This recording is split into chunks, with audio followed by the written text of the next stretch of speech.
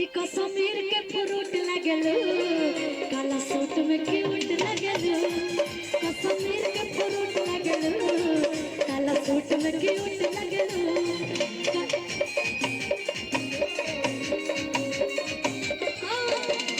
दादा अखियाँ के जजल जा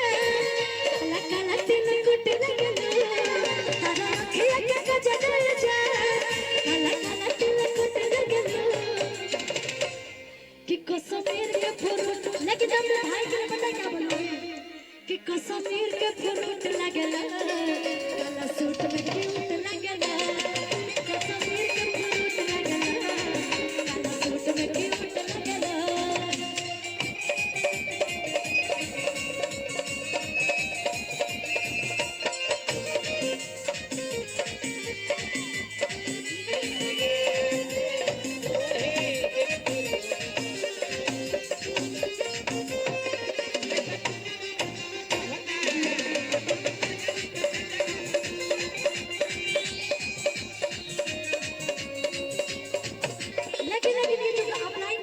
बहुत प्यारा लाइन है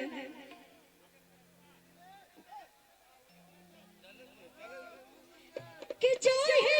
ऐसे कोई बड़ा गप में खेला जो है ऐसे कोई बड़ा गप में खेला के चाचा कहता के चाचा कहता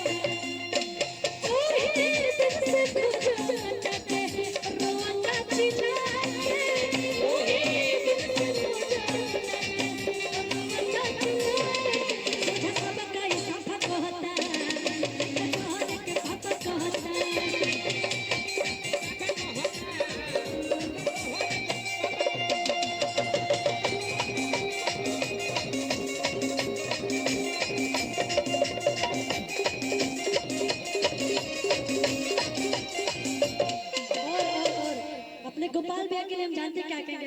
आर्यन भैया की शादी हो गई है क्या भैया की शादी हुई गोपाल भैया की 3 बार छेका होके कट गया है गोपाल भैया इधर आइए हमारे गोपाल भैया का 3 बार छेका होके कट गया बताइए मेरा भाई मेरे से झूठ नहीं बोलता भैया लेकिन मैं गोपाल भैया को जानते क्या कहेंगे कोई बात नहीं आर्यन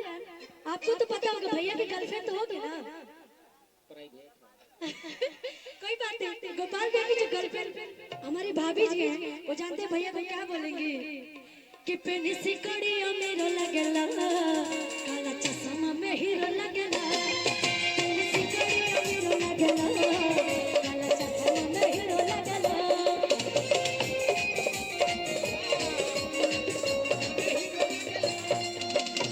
ये चेहरा आपको कैद कर दीजिएगा कैमरा में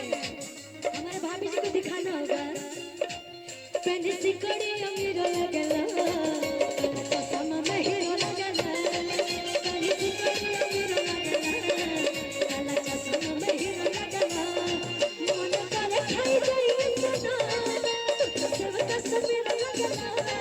मन करे खाई जाई सुना तू सब कश्मीर लगला और हमार भौजी कहत रही कि फेवरेट बनो हीरो लगला काला चश्मा में हीरो लगला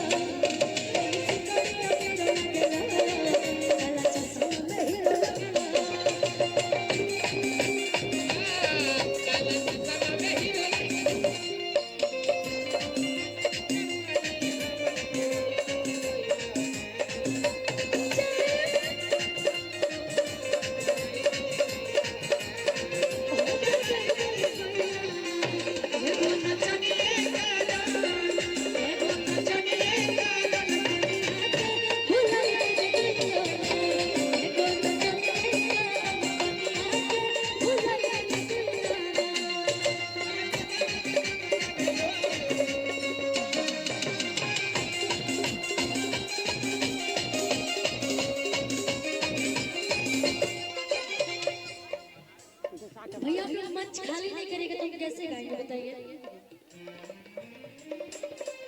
उतने सारे लोग बैठे हैं मंच खाली हम उन लोगों को बुला नहीं रहे जब मंच खाली रहेगा तो हम बुलाएंगे कैसे थोड़ा सा लोग चेक कर लो हमारा आर्यन का भी डुएट भी होगा गाना बहुत प्यारा प्यारा बिल्कुल भी अभी एक दो गाना और गाते हैं फिर हमारा आर्यन का डुएट होगा, ठीक है? एक गाना गाए थे